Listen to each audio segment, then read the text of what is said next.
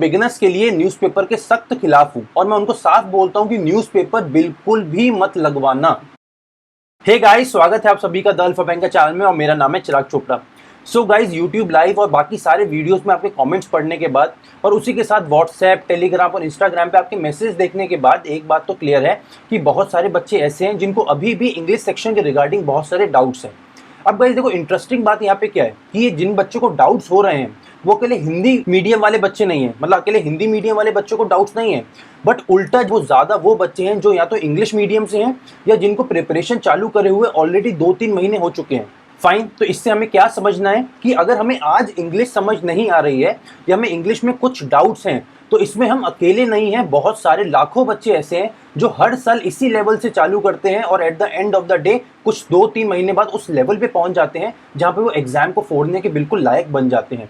तो टेंशन नहीं लेने हैं। आज मैं बहुत डिटेल में अपनी स्ट्रैटेजी आप लोगों के साथ डिस्कस करूंगा, बिकॉज बहुत सारे बच्चे ये पूछते हैं कि सर हम तो इतनी मेहनत कर रहे हैं, 2-3 महीने की प्रिपरेशन भी हो चुकी है, तब भी हम या तो 5 नंबर ला पाते हैं या 8 नंबर ला पाते हैं, बट सर आप 27 मार्क्स IBPS PO के प्री में कैसे स्कोर कर पाए थे।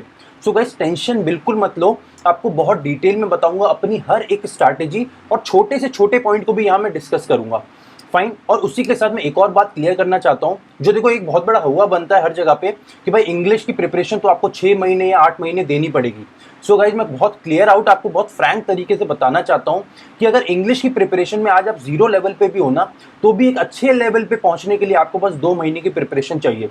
और मैं तो ये बोलूँगा अगर आप 1 महीना भी मुझे अच्छे से देते हो तो आपकी प्रिपरेशन उस लेवल पे हो जाएगी कि आप इजीली प्री में 20+ मार्क्स स्कोर करने लायक बन जाओगे। फाइन, तो अगर आप एक सीरियस और फोकस कैंडिडेट हो तो आज के सेशन में बहुत सिंसियरिटी के साथ हर चीज को सुनना, देखना और इसी के साथ कॉपी पेन लेके हर चीज को नोट डाउन करना, जिससे आपको बार बार इस सेशन को वापस आके ना देखना पड़े।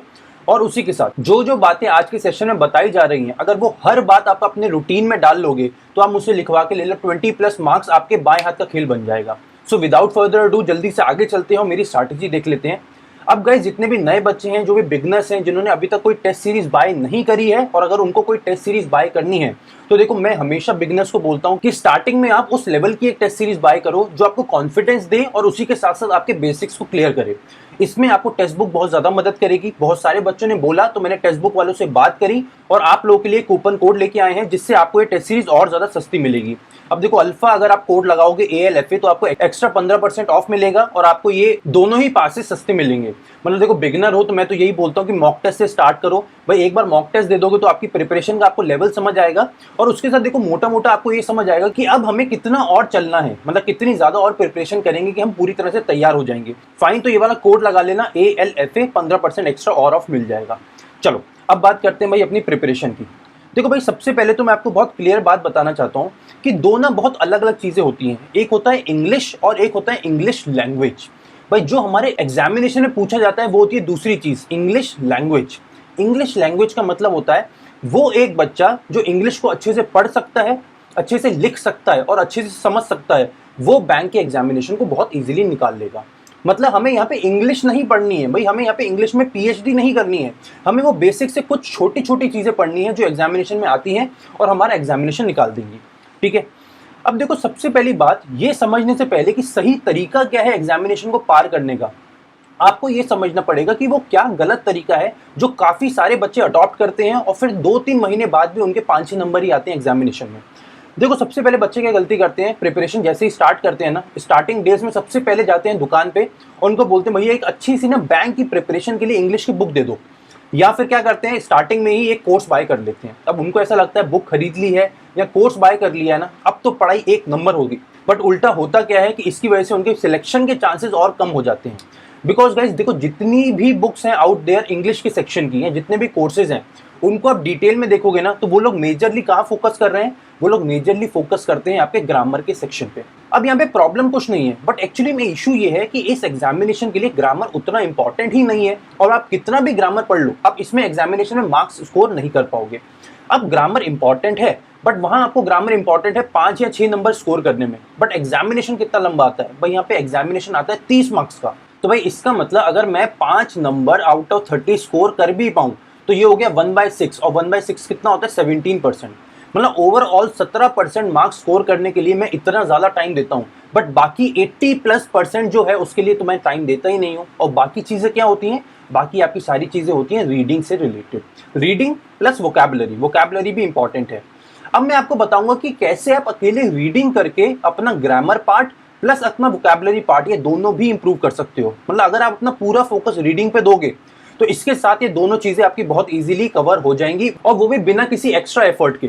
फाइन, ठीक है। तो पॉइंट्स में अगर बात करें तो सबसे पहला पॉइंट ये कि आपको ग्रामर को ज्यादा टाइम नहीं देना है। अब कितना टाइम देना और ग्रामर में क्या पढ़ना है, देखो बेसिक 4-5 चीजें हैं। अगर ग्रामर में आपको वो बेसिक चीजें आती हैं, मतलब अगर आपने 5th 6th 7th या 10th तक भी ग्रामर में वो बेसिक चीजों के नाम भी सुने हैं तो आपका काम हो जाएगा। वो बेसिक चीजों में कुछ इंपॉर्टेंट चीजें हैं। पहला है सब्जेक्ट वर्ब अग्रीमेंट, इसको नोट डाउन करो, सब्जेक्ट वर्ब अग्रीमेंट। दूसरा है टेंसेस, फाइन, और बाकी 2-3 छोटे छोटे topics, for example noun pronoun क्या होते हैं, वर्ब एडवर्ब क्या होते हैं, एडजेक्टिव क्या होते हैं। ये 5 चीजें अगर आपको ग्रामर में आती हैं तो इसका मतलब मान के चलो इस एग्जामिनेशन के लिए आपका ग्रामर का सेक्शन कंप्लीट तैयार है। फाइन, मतलब इससे ज्यादा आपको ग्रामर नहीं पढ़नी है और इसके लिए कोई भी बुक फॉलो नहीं करनी है, ठीक है। तो इसकी प्रिपरेशन कैसे करोगे, नेट पे डायरेक्टली सर्च करो सब्जेक्ट वर्ब अग्रीमेंट, या तो एक वीडियो देख लो, एक वीडियो में आपका काम हो जाएगा, या छोटे से 10-15 मिनट के नोट्स पढ़ लो, बस इससे ज्यादा नहीं करना है। ऐसे ही टेंसेस में करो भाई, यूट्यूब पे लिख दो टेंसेस। भाई कोई भी 6th 7th 8th क्लास की कोई भी टीचर होगी जो आपको पढ़ा रही होगी, एक क्लास में आपका टेंसेस कवर हो जाए, और ऐसी ही क्लास चूज करना जिसमें एक क्लास में पूरा टेंसेस कवर हो, और वो क्लासेस आधे घंटे से ज्यादा की नहीं होनी चाहिए, बिकॉज बेसिक टेंसेस आपको आधे घंटे में समझ आ जाएंगे, बेसिक सब्जेक्ट वर्ब अग्रीमेंट आपको आधे घंटे में समझ आ जाएगा। इससे ज्यादा टाइम नहीं देना इन चीजों को। और noun pronoun verb adverb adjective तो आपको ऑलरेडी पता ही होंगे। इसमें देखो मैं आपको मेजरली ये बोलना चाहता हूँ कि ज्यादा टाइम इन्वेस्ट मत करो, बिकॉज जीके उतना इंपॉर्टेंट पार्ट नहीं है। और अपोजिटली भाई आप जितना ज्यादा रीडिंग में टाइम दोगे ना, आपका ग्रामर और आपका वोकैबुलरी दोनों बहुत ज्यादा इंप्रूव होंगे। फाइन, अब देखो सबसे पहली चीज आपको क्या करनी है। अब भाई सबसे पहले तो इंग्लिश का सिलेबस देख लेते हैं और ये जानने की कोशिश करते हैं कि एक्चुअली में रीडिंग इंपॉर्टेंट है भी या नहीं। देखो टॉपिक्स क्या क्या आते हैं, रीडिंग कॉम्प्रिहेंशन, यहाँ पे रीडिंग इंपॉर्टेंट है, पैराजम्बल यहाँ पे रीडिंग इंपॉर्टेंट है, क्लोज टेस्ट यहाँ पे रीडिंग इंपॉर्टेंट है, वोकैबुलरी यहाँ पे रीडिंग इंपॉर्टेंट है, और सेंटेंस कंप्लीशन और यहाँ पे भी रीडिंग इंपॉर्टेंट है। फिल इन द ब्लैंक्स में आपका थोड़ा वोकैबुलरी का यूज आएगा और उसके साथ रीडिंग, और एरर डिटेक्शन आपका प्रॉपरली ग्रामर पे बेस्ड रहता है। फाइन, मतलब इस सारे के सारे टॉपिक्स में अगर मैं बात करूं तो एक एरर डिटेक्शन को छोड़ दें तो बाकी सारे के सारे टॉपिक्स आप रीडिंग से ही अकेले इंप्रूव कर सकते हो। फाइन, अब देखो रीडिंग की जहां बात होती है तो आई एम प्रीटी श्योर कि आपने काफी सारे लोगों से सुना होगा और सब लोगों ने आपको यही बोला होगा कि स्टार्ट रीडिंग मोर, ज्यादा से ज्यादा पढ़ना चालू करो। और इस पॉइंट पे आपको सबने यही एडवाइस करा होगा कि भाई इंग्लिश के लिए तो एक ही रामबाण इलाज है और वो है न्यूज़पेपर। भाई न्यूज़पेपर घर पे लगवा लो और आपकी इंग्लिश की प्रिपरेशन हो जाएगी। जितने भी बच्चे द अल्फा बैंकर को कुछ टाइम से फॉलो कर रहे हैं ना, उनको पता होगा कि मैं नए बच्चे मतलब बिगिनर्स के लिए न्यूज़पेपर के सख्त खिलाफ हूं, और मैं उनको साफ बोलता हूं कि न्यूज़पेपर बिल्कुल भी मत लगवाना। देखो गाइस, सबसे इंपॉर्टेंट चीज क्या है भाई, देखो आप किसी भी सेक्शन में अपनी स्पीड ले आओगे, एक्यूरेसी ले आओगे, बट कॉन्फिडेंस नहीं ला पाओगे। और अगर जब तक एक कॉन्फिडेंस नहीं आएगा ना आपका, ना आपके पास स्पीड होगी ना आपके पास एक्यूरेसी होगी। और ये न्यूज़पेपर एकमात्र चीज ऐसी है जो अकेले अपने दम पे आपके कॉन्फिडेंस को खत्म कर सकती है, चकनाचूर कर सकती है। देखो ये ना एक ऐसी बात हो गई कि आज आपने रेंगना सीखा है और मैं कल आपको बोल दूं कि आपको मैराथन भागना है 50 किलोमीटर का। आप कहोगे क्या सर, पागलों वाली बात कर दी आपने, तो कैसी बात कर दी। मतलब ऐसे थोड़ी होता है कि आज बच्चे ने रेंगना सीखा है और आप उसको कल 50 किलोमीटर का मैराथन भागने के लिए बोल रहे हो। ये सेम चीज होती है जब वो लोग कुछ आपको न्यूज़पेपर एडवाइस करते हैं। गाइस न्यूज़पेपर का जो इंग्लिश होता है, जो उनका सेंटेंस फॉर्मेशन होता है, वो इतना ज़्यादा मुश्किल या इतना ज़्यादा कॉम्प्लिकेटेड होता है ना कि जब एक नया बच्चा द हिंदू या इंडियन एक्सप्रेस अपनी प्रिपरेशन चालू करता है ना, तो उसको तभी के तभी स्टार्टिंग में ही उसके दिमाग में घुसा दिया जाता है कि भाई तुम इंग्लिश पढ़ने लायक ही नहीं हो, भाई तुम उस लेवल पे ही नहीं हो कि तुम इंग्लिश का सेक्शन निकाल पाओगे। और मैं फिर भी आपको ये बोल रहा हूँ कि अगर आपका आज लेवल 0 भी है, तब भी आप एक अच्छे लेवल पे 1 महीने में पहुंच सकते हो और 2 महीने में तो 100% पहुंच सकते हो। आपको करना क्या है भाई, इंग्लिश तो ज्यादा करनी ही है, बट उसके साथ आपको इजी चीजों को ज्यादा पढ़ना है। Guys read more but read easy, easy चीजों को आपको ज्यादा पढ़ना चालू करना है।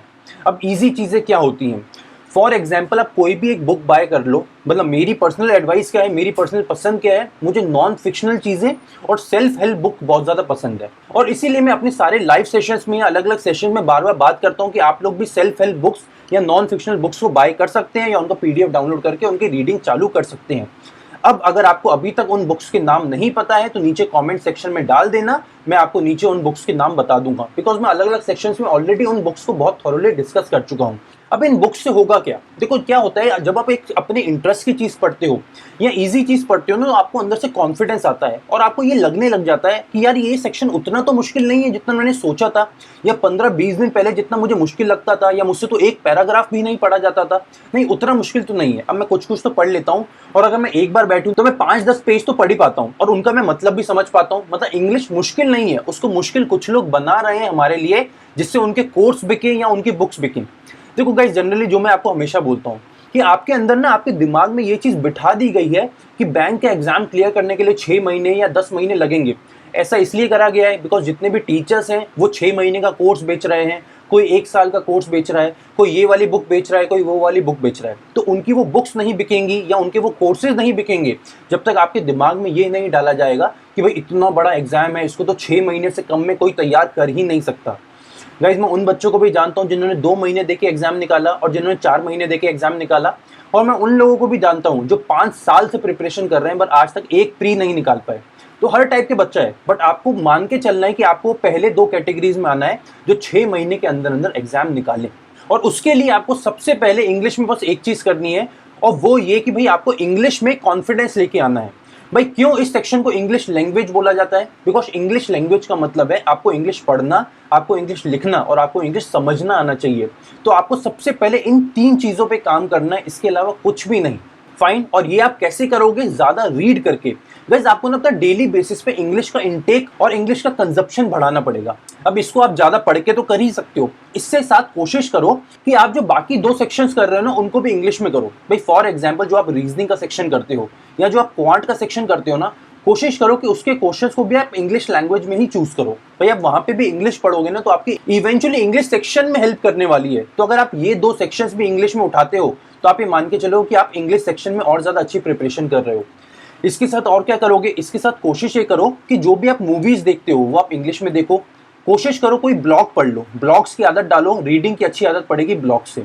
ब्लॉग्स पढ़ना चालू कर सकते हो, इंग्लिश मूवीज देख लो, इंग्लिश शोज देख लो। मतलब कोशिश ये करो जितना भी आपका दिनचर्या है उसमें इंग्लिश आप ज्यादा से ज्यादा सुनो और ज्यादा से ज्यादा देखो। मतलब आंखों के सामने और कानों के अंदर आपके ज्यादा से ज्यादा इंग्लिश के वर्ड्स होने चाहिए, जिससे इवेंचुअली आप सबकॉन्शियसली ना इंग्लिश आपको ईजी लगने लगेगी। और इसके साथ एक बहुत बहुत बहुत इंपॉर्टेंट चीज है जो मैं अपने इंग्लिश क्लासेस में बार बार बच्चों को बताता हूँ कि भाई जब भी आप इंग्लिश पढ़ रहे हो ना तो कोशिश ये करो, भाई आपने कुछ पढ़ा तो वहां पे ऑथर का इमोशन समझने की कोशिश करो कि ऑथर किस इमोशन में बात कर रहा है, और उसी के साथ ऑथर की फीलिंग समझने की कोशिश करो। भाई अगर आपको इमोशन और फीलिंग ऑथर का समझ आ गया तो आप मान के चलो कि आप इंग्लिश में अब बहुत अच्छे लेवल पे पहुंच गए हो। भाई अब इमोशन और फीलिंग का क्या मतलब है? भाई आपको ये पढ़ते टाइम समझना है कि ऑथर गुस्से में बात कर रहा है या उदास होके बात कर रहा है या खुश होके बात कर रहा है या उसको कोई अचीवमेंट हुआ है तो बात कर रहा है। मतलब समझ रहे हो ना, इमोशन, कुछ फीलिंग समझ आनी चाहिए। भाई ऑथर एक्साइटेड है या ऑथर उदास है या खुश है या गुस्से में है, मतलब आपको पढ़ते पढ़ते ये समझ आना चाहिए।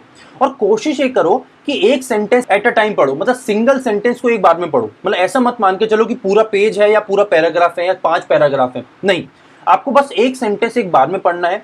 उस सेंटेंस में ऑथर का फीलिंग क्या है, ऑथर का इमोशन क्या है, ये समझना है, बस वहां पे वो सेंटेंस खत्म। अब इसके बाद आप अगला सेंटेंस उठाओ, उसको पढ़ो और उसमें ऑथर का फील और इमोशन समझने की कोशिश करो, और फिर इंटरकनेक्ट करने की कोशिश करो कि भाई पहले सेंटेंस में और दूसरे सेंटेंस में ऑथर का इमोशन मैच कर रहा है या नहीं, और अगर कर रहा है तो किस तरीके पे, किस लेवल पे कर रहा है। और देखना, आप एक एक सेंटेंस पढ़ना जब चालू करोगे ना और ये इमोशन और फीलिंग वाली बात जब करना चालू करोगे तो देखना आपको इवेंचुअली इंग्लिश बहुत ज्यादा ईजी लगने लगेगी। And I am pretty sure कि आपको कभी भी इस बारे में किसी ने नहीं बोला होगा, और आप चाहे कितने भी यूट्यूब पे सेशन देख लो, कोई भी आपको ये नहीं बोलेगा कि आप ऑथर का इमोशन या ऑथर की फीलिंग्स को समझना चालू करो। बिकॉज देखो, सीधी सी बात ये है कि ये ना टीचर्स का ट्रेड सीक्रेट होता है। मतलब ये वो सीक्रेट है जो टीचर्स अपने तक रखते हैं बट किसी को बताते नहीं है, बिकॉज फिर उनके कोर्सेज नहीं बिकेंगे। इवेंचुअली बात तो देखो वहीं आ जाती है, बट हमारा वो मकसद नहीं है। मेरा वो मकसद है कि यहाँ पे हर मौजूद बच्चे का पेपर 4 महीने के अंदर अंदर निकलना चाहिए, और उसके लिए मैं हर वो चीज़ आपको दूंगा जिससे भी आपका एग्जामिनेशन निकलने के चांसेस और ज़्यादा इंप्रूव हो सकेंगे। फाइन गाइज, हर बार की तरह मैं आपके लिए नोट्स बना के लाया हूं कि कोई भी पॉइंट मिस ना हो जाए। देखो अभी तक काफ़ी सारे पॉइंट्स हमने ऑलरेडी कवर कर लिए हैं। मैं आपको ये बता चुका हूं कि आपको ग्रामर में टाइम वेस्ट ज़्यादा नहीं करना है, इंग्लिश का आपको इंटेक बढ़ाना है, इसी के साथ ज़्यादा रीडिंग करनी है बट ईजी चीज़ें पढ़नी है।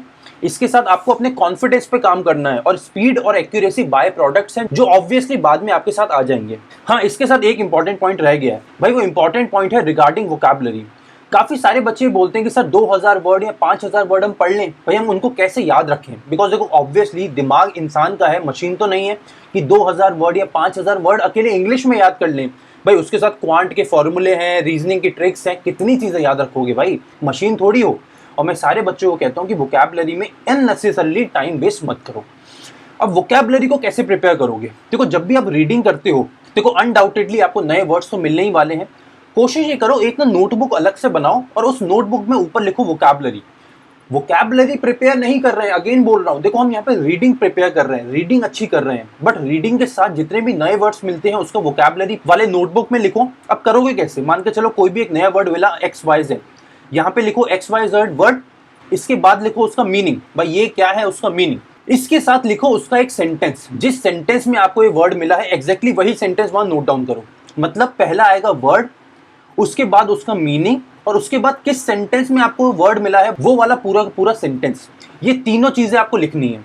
इससे होगा क्या? देखो वर्ड हमें याद करना है, उसका मीनिंग हमें याद करना है, बट इवेंचुअली हर बार ये होता है कि आप कितने भी वर्ड और उसका मीनिंग याद कर लो, बट ना आपके दिमाग में वो चीज कभी घुसेगी नहीं जब तक आपको इमोशन और फीलिंग याद नहीं रहेंगे। जो मैंने आपको अभी बोला कि आपको यहाँ पे ऑथर का इमोशन और ऑथर की फीलिंग समझनी है। तो जब आपको ऑथर का इमोशन और फीलिंग समझ आएगा ना, और उसके साथ जब आप वो सेंटेंस को नोट डाउन करोगे, तो आपको हर बार याद आएगा, अरे अच्छा अच्छा मैंने इसलिए लिखा था, अच्छा ये मतलब है इस वर्ड का, हाँ अब मुझे याद रहेगा। समझे ना? उस सेंटेंस के अंदर आप ऑलरेडी अपने इमोशन और अपनी फीलिंग भी डाल चुके हो, तो जब आपके इमोशन और आपके फीलिंग उसमें इंक्लूड हो जाते हैं ना, तो उस चीज को याद करना और ज्यादा इजी हो जाता है। तो आपको इसी सीक्वेंस में वोकैबुलरी याद करनी है, वर्ड, फिर उसका मीनिंग, और फिर वही सेम सेंटेंस जिसका आपने इमोशन या सेंस समझा है जो ऑथर बोलना चाहता है। इसी सीक्वेंस में समझो। कोई भी 2000 वर्ड 5000 वर्ड याद करने की जरूरत बिल्कुल नहीं है। फिर भी मैं आपको बोलता हूं, फिर भी अगर आपको वोकैबुलरी से डर लगता है और आपको लगता है कि भाई नहीं मैं तो वोकैबुलरी ही प्रिपेयर करूंगा चाहे सर कुछ भी बोलते रहें, तब मैं आपको बोलूंगा कि फिर भी टाइम वेस्ट मत करो फालतू की चीजों में, बस रूट वर्ड्स याद कर लो। अकेले रूट वर्ड्स याद कर लो, मतलब बेसिक वर्ड्स होते हैं रूट वर्ड्स जो वर्ड के पीछे लगते हैं, अगर उनको याद कर लोगे तो भी आपका काम हो जाएगा। बेसिक वोकैबुलरी में मत घुसना। भाई अलग से डिक्शनरी कहीं बाय कर लोगे, भाई डिक्शनरी में लेके बैठ गए, ए के सारे वर्ड याद करे, फिर बी के, फिर सी के, भाई पागल हो जाओगे। और मैं फिर बोल रहा हूँ, इंग्लिश में आपका कॉन्फिडेंस खत्म हो जाएगा, इंग्लिश का कॉन्फिडेंस टूट जाएगा। तो अभी स्टार्टिंग में हो, कॉन्फिडेंस बनाने की कोशिश करो। भाई कैसे वोकैबुलरी प्रिपेयर करना है मैंने बोल दिया, फिर भी लगता है और ज्यादा करना है तो रूट वर्ड याद कर लो, इससे ज्यादा वोकैबुलरी में आपको टाइम देने की जरूरत नहीं है। और ये मैं आपको अपने एक्सपीरियंस से बता रहा हूँ गाइस, ज्यादा टाइम मत दो। फाइन, तो यहाँ तक बात हो गई कि प्रिपरेशन कैसे करनी है। अब आप लोगों का अगला डाउट होगा कि इंग्लिश की प्रिपरेशन करनी कहाँ से है? सर करनी कैसे है ये तो समझ गए, अब करनी कहाँ से है? तो देखो सबसे पहले तो आपको डेली बेसिस पे आरसीज पढ़ने चालू करने पड़ेंगे। अब आप बोलोगे कि सर रीडिंग कॉम्प्रिहेंशन कहाँ से मिलेंगे? तो देखो आप क्या करो, डेली बेसिस पे ना क्विजेस लगाने चालू करो। भाई अड्डा के क्विजेस लगा सकते हो, ग्रेडअप के क्विज लगा सकते हो, या टेक्स्ट बुक पे भी आपको क्विज मिलेंगे। तो इसमें से जो भी आपको एवेन्यू पसंद हो उस पर जाओ और वहां के क्विज लगा लो। सेक्शनल क्विज आपको मिलेगा, ऊपर टाइमर भी चल रहा होगा, तो थोड़ा आपको एग्जामिनेशन वाला फील भी आ जाएगा, और उसी के साथ आपको ये भी थोड़ा समझ आएगा कि एग्जामिनेशन में किस लेवल के रीडिंग कॉम्प्रिहेंशन आते हैं। फाइन, ये तो हो गई रीडिंग कॉम्प्रिहेंशन की बात, बट इसके साथ कोशिश करो जब आप आरसी कर रहे हो ना, तो आरसी के साथ क्लोज टेस्ट भी लगाने की कोशिश करो, बिकॉज क्लोज टेस्ट भी आपकी इंग्लिश में रीडिंग हैबिट्स को और ज्यादा इंप्रूव करेंगे। फाइन, एक और इंपॉर्टेंट चीज होती है, उसको बोला जाता है पैरा जंबल। अब देखो गाइस, जो भी नया बच्चा है मैं उसको बोलूंगा कि पैरा जंबल में टाइम वेस्ट मत करना, बिकॉज ये एकमात्र इंग्लिश का टॉपिक ऐसा है, चाहे इंग्लिश में पीएचडी करा हुआ ही बच्चा क्यों ना आ जाए, उसको भी इस टॉपिक में प्रॉब्लम आने वाली है। तो इस टॉपिक को अभी मत उठाओ, कुछ टाइम रुक जाओ, उसके बाद जब लगेगा कि लेवल अच्छा हो गया है, अब इंग्लिश अच्छे से इंप्रूव होने लग गई है, तब मैंने 2-3 सेशंस पैरा जंबल के रिगार्डिंग ही अपने चैनल पर अपलोड करे हुए हैं। जब अच्छा लगने लगे इंग्लिश में तब उन सेशंस को देखना, बट उससे पहले पैरा जंबल में टाइम वेस्ट बिल्कुल मत करना। और ये स्ट्रिक्टली बोल रहा हूँ, पैरा जंबल कोई भी बच्चा नहीं पढ़ेगा। फाइन, इसके साथ और क्या से मिलेगा आपको कंटेंट? बस टेलीग्राम पे ना आजकल बहुत अच्छा कंटेंट मिल रहा है, और इसी के साथ ना आपको डेली बेसिस पे आपको कंटेंट मिलेगा। अब टेलीग्राम का कौन सा चैनल है, क्या है, ये आप अपने फ्रेंड्स से, अपने पीयर से, कोचिंग में, मतलब जहाँ पे भी हो वहाँ पे बात करो, बट टेलीग्राम पे आपको बहुत अच्छा कंटेंट डेली बेसिस पे मिल रहा है। रीडिंग कॉम्प्रिहेंशन, पजल और क्वांट का कुछ टॉपिक मिलता है, मतलब तीनों का एक बंडल आपको डेली बेसिस में मिलता है। तो वहाँ से प्रिपरेशन करो, प्रिपरेशन और ज़्यादा अच्छी हो जाएगी। और इसके साथ मैं आपको बोलूँगा एक बहुत इंपॉर्टेंट चीज़ जो आप लोग कभी नहीं करते हो, वो ये कि डेली बेसिस पे रीडिंग की आदत भी डालो। गाइस मैंने दो अलग अलग अपने डेली हैबिट्स वाला सेशन शेयर करा था। पहला हैबिट एक बिगिनर के लिए कि भाई बिगिनर को अपना टाइम टेबल कैसा बनाना चाहिए, और दूसरा वो कि भाई आपको मेंस एग्जामिनेशन के रिगार्डिंग अपने टाइम टेबल को कैसे फॉलो करना चाहिए। दोनों सेशंस अपलोडेड है अपने चैनल पर, अगर अभी तक नहीं देखे हैं तो दोनों सेशंस को जरूर देख लेना। और उसी के साथ मैं बार बार बोलता हूँ कि डेली रूटीन में आपको रीडिंग कम से कम 30 मिनट्स तो करनी ही है। भाई डेली अगर आप 30 मिनट्स रीडिंग करते हो और रीडिंग को अपना हैबिट बना लेते हो, तो आप ये मान के चलो कि एक वो चीज जो आज आपकी दुश्मन है, एक महीने बाद ना आपके दोस्त बन जाएगी। और दोस्त ही नहीं, ये एकमात्र सेक्शन ऐसा होगा जिसपे आप ये बोलोगे मेरी तरह कि भाई इंग्लिश सेक्शन मेरा फेवरेट है। गाइस मैं हमेशा बच्चों को बोलता हूँ, इवन दो मैं एक इंजीनियर हूँ, मतलब मैं इंजीनियर ग्रेजुएट हूँ, बट स्टिल मैं सबको ये बोलता हूँ कि English one of my favourite topic है। क्यों? बिकॉज ये एक मार्क्स सेक्शन ऐसा है जिसमें मैं इजीली 25 मार्क्स हर बार स्कोर करने में बहुत इजीली सक्सेसफुल हो पाता था। और आप भी हो पाओगे अगर आप अच्छे से डेली बेसिस पे 30 मिनट्स एटलीस्ट पढ़ने की आदत डालोगे। और कोशिश ये करना भाई कम से कम डेली बेसिस पे 10 पेज पढ़ पाओ। चाहे कोई भी बुक फॉलो कर रहे हो या कुछ भी फॉलो कर रहे हो, बेसिकली 10 पेज आपको पढ़ने हैं। और इसी के साथ गाइस जब एक लेवल ऐसा आ जाएगा ना आपको, जब आपको लगने लगे कि भाई इंग्लिश अब उतनी मुश्किल नहीं लगती है, उस टाइम पे आप कोशिश करना कि किसी भी न्यूज़पेपर का एडिटोरियल पढ़ना चालू करो।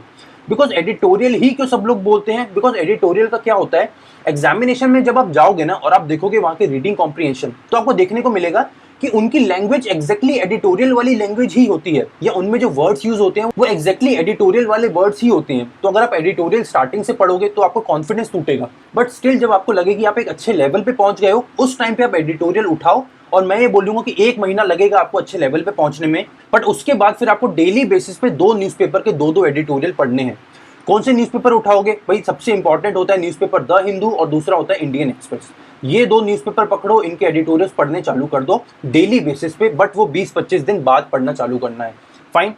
इसके साथ अगर आपको और लगता है और क्या कर सकते हो इंग्लिश के सेक्शन में, गाइज आप फुल लेंथ मॉक टेस्ट देना चालू करो। जैसे मैंने ऊपर आपको बताया कि अगर आप नए हो, बिल्कुल बिगिनर हो, तो आप टेक्स्ट बुक का मॉक टेस्ट सीरीज बाय कर लो, उसमें वो कूपन कोड लगा लेना ALFA, तो और 15% ऑफ मिल जाएगा।